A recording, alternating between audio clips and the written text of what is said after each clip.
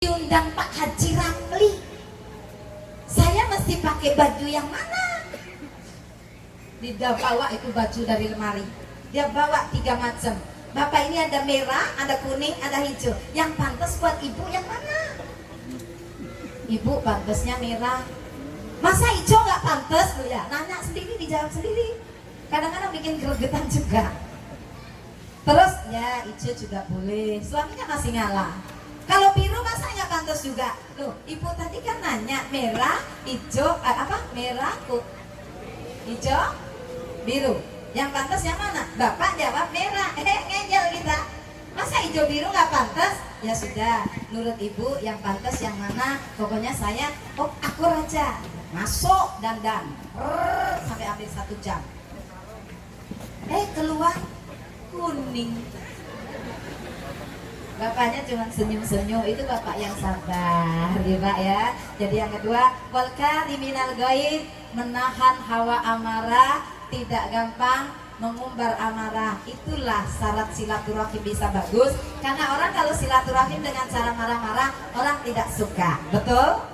Yang ketiga, apa syarat silaturahim bisa terbentuk? Saya juga mau tanya sama ibu. Ibu, kalau ibu berbuat salah sama bapak, mintanya dimaafin atau diomelin? Dimaafin, oke, setuju. Kalau ibu berbuat salah sama bapak, mintanya dimaafin. Kalau toh ditegur dengan lembut atau ditegur dengan kasar? Ditegur dengan lembut.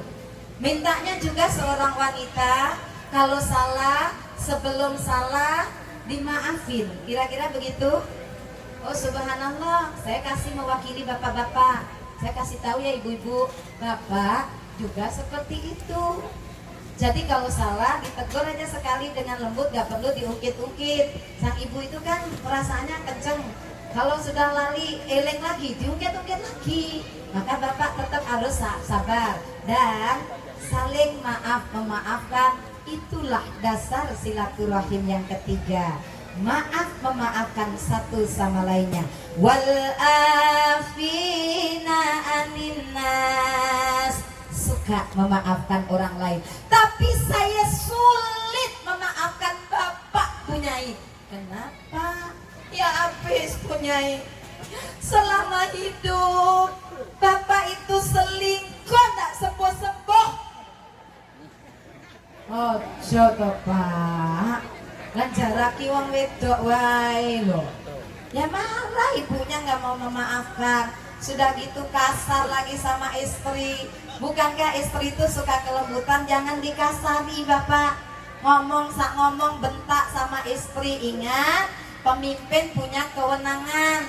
Seorang suami ar-rijalu qawwamuna 'alan nisa. Seorang pemimpin punya kewenangan. Laki-laki itu pemimpinnya wanita. Walaupun punya kewenangan, tapi tidak boleh semenang-menang. Setuju? Ngomong sama istri harus kena lembut Pak. Apalagi panjenengan imam pemimpin, nahkoda dari kapal, pilotnya pesawat, kepala rumah tangga. Bapak sama ibu lemah lembut. Pak sampai di rumah, assalamualaikum. Ibu, enak. Selalu ibu juga gitu. Bapaknya senyum tapi kita mencucu. Ayo, segini banyak. Masya Allah tentang senyum ini kadang-kadang kita mesti belajar. Bukankah kita sama-sama tahu Bu? Hanya senyummu selalu membayang, membuat ingin yaitu Hayati. Jangan ketemu bapak nggak pernah senyum, manyun melulu, bimoli, bibir monyong 5 cm, mata kayak mau copot, alisnya didu. Bapak ngelihat gitu yang belum ngelihat kita. Bapak juga gitu, lemah lembut kepada istri. Semakin lemah lembut seorang suami, istri semakin hormat kepada suaminya. Betul? Tatol. Istri semakin lemah lembut, suami semakin sayang. Ya Allah Pak, Bu, suami kasar, ibu nangis melulu dibentain. Sampai di rumah karena kesel ada pekerjaan di luar. Ibu,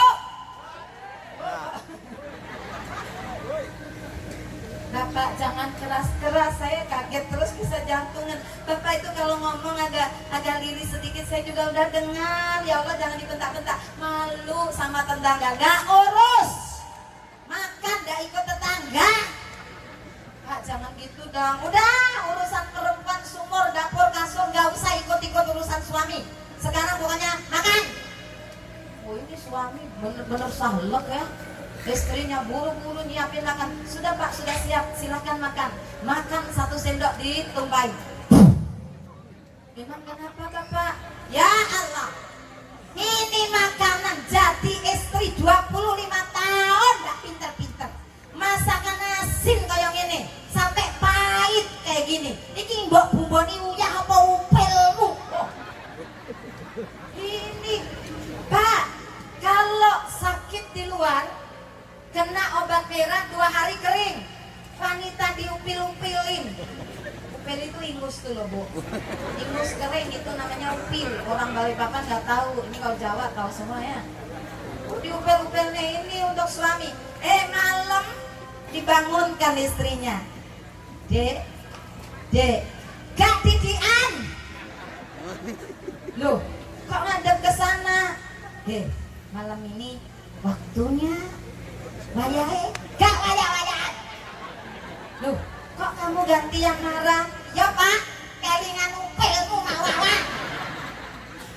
Ayo Pak, sing rugi sinten? Bapake sing rugi bapake wonten lho nggih. Hati-hati dalam pergaulan, dalam menjalin silaturahim. Pegang H3. 1, hati-hati dalam setiap kalimat yang keluar ataupun perbuatan yang kita lakukan kepada orang lain.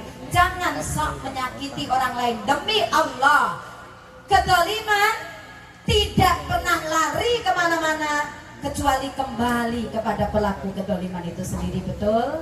Semoga suami kita selalu lemah lembut kepada kita selaku istrinya. Ya, bukan amin, istri juga harus tahu diri. Wa idza nadarta ilaiha saraka, kalau dipandang suami selalu menyedapkan. Baik itu sedap lahirnya ataupun batinnya. Harus baik hati, baik juga semuanya Ibu ya. Halo. Siapa wanita solihah segini banyak yang berangkat ngaji tadi salim sama suaminya ngajong? Langsung bro.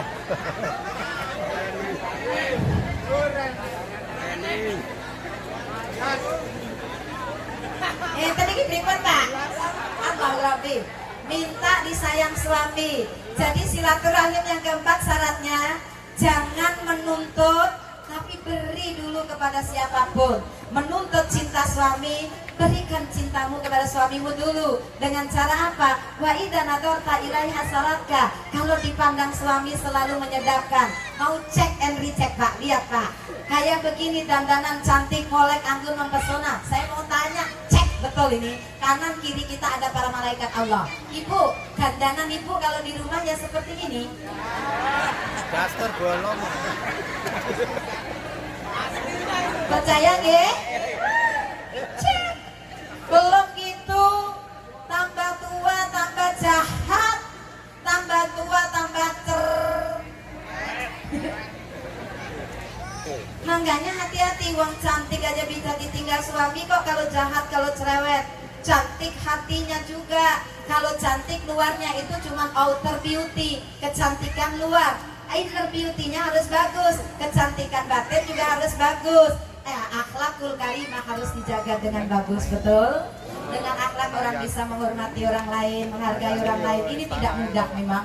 Untuk bisa menghormati orang lain, kalau yang harus kita hormati itu orang besar, itu perkara kecil. Tapi sebaliknya, untuk bisa menghargai orang kecil, demi Allah, itu perlu jiwa besar. Tidak semua orang mampu menjalankannya, betul? Hanya orang-orang yang punya akhlak.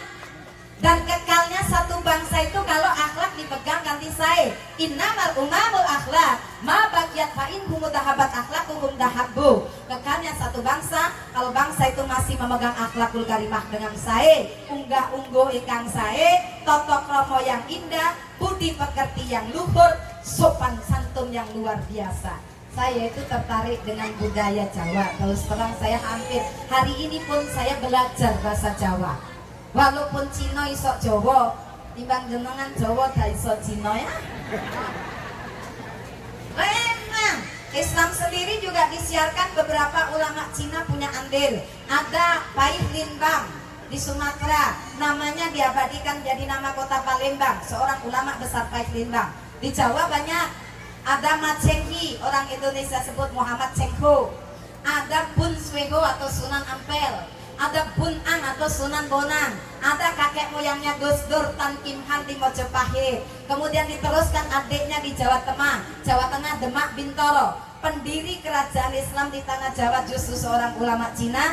Kita kenal nama Jawanya adalah Raden Pata, tapi nama asli beliau adalah adik dari Tan Kim Han. Beliau bernama asli Tan Eng Huat. Hanya Cina kafe ya. Kalau di Jawa Tengah ada Tan Eng Huat, pagi hari ini di Balikpapan ada Tan Mewah, nyambung. Bismillah ya, semoga barokah Allah turun di sini, masya Allah. Wa idza amartaha atau atka, yang kedua Bu, seorang suami itu wajib taat kepada suaminya sebatas perintah suami itu tidak bermaksiat kepada Allah. Halo? Anggota Miftahul Jannah, taati suami. Walau kuntu amiru ahadan ayas sudah di ahadin la amartu nisa ayas judana li azwajihinna. Kalau saja saya diperbolehkan untuk memerintahkan manusia itu untuk sujud kepada manusia lain, saya akan perintahkan seorang istri itu sujud kepada suaminya. Tapi karena di dalam Islam itu manusia tidak boleh sujud kepada manusia lain, cukuplah bagi seorang istri taat kepada suaminya. Itulah jihadnya seorang wanita. Golek swarga niku nggih taat kali tiang kakung. Krungu Bu? Mireng panjenengan? Alhamdulillah. Cocok. Yang ketiga, wa idza gibtaan hafidzat ka fi nafsika wa malika, menghargai kehormatan. Semoga disiplin jadi napasku. Nah, itu semboyannya Bapak Pangdam. Nah, subhanallah, kehormatan adalah segala-galanya. Satunya nama Kak, disiplin adalah napasku. Saya pernah baca itu. Yang kedua, Kehormatan. yang ketiga, pokoknya kehormatan itu adalah segala-galanya. Maka wanita itu harus primpen, jaga kehormatan dengan baik. Ya Pak, Bu, ya. Subhanallah. Itulah hakikatnya lem perekat untuk silaturahim. Kalau itu kita sudah bisa lakukan, silaturahim keluar itu gampang. Kalau di dalam rumah tangga hubungan manis dengan Bapak Ibu, biasa senyum, biasa ramah, karena di rumahnya berkasih sayang. Itu yang kita impikan, itu yang kita rindukan dalam hubungan antar manusia, sama-sama saling baik. Wallahu yuhibbul muhsinin, karena Allah itu suka orang-orang yang berbuat baik. Terakhir, orang-orang yang berhak menyandang gelar mutakin Idul Fitri adalah walladzina idza fa'alu fahisatan aw dzalamu anfusahum dzakarullah fastaghfiru lidzunubihim. Kalau pernah berbuat salah, kalau pernah berbuat khilaf, kalau pernah berbuat keji, pernah berbuat dolim kepada diri sendiri atau kepada orang lain, zakarullah, segera eling, segera sadar, mohon ampun kepada Allah. Seberat apapun dosa manusia tetap akan diampuni Allah. Oke, Bu, Bapak? Iya, karena ampunan Allah itu jauh lebih besar daripada dosa kita yang besar. Tetap ada ampunan Allah, yang penting jangan sampai terlambat. Sebelum maut memisahkan kita, sampai ini di kerongkongan masih ada pintu taubat yang seluas-luasnya. Pernah salah itu manusiawi, yang gak pernah salah itu malaikat. Kalau manusia itu ciri khasnya memang ada salah hilaf, wajar. Maka apa? Kita punya hati-hati, rendah hati, dan besar hati. Ketika orang lain bersalah, kita memaafkan, bersedia menerima kekurangan orang lain, besar hati itu, dan bersedia menerima kelebihan orang lain. Kalau bersedia menerima kelebihan orang lain, legowo, orang gak iri dengki. Orang lain naik haji, malah kita naik tensi, repot.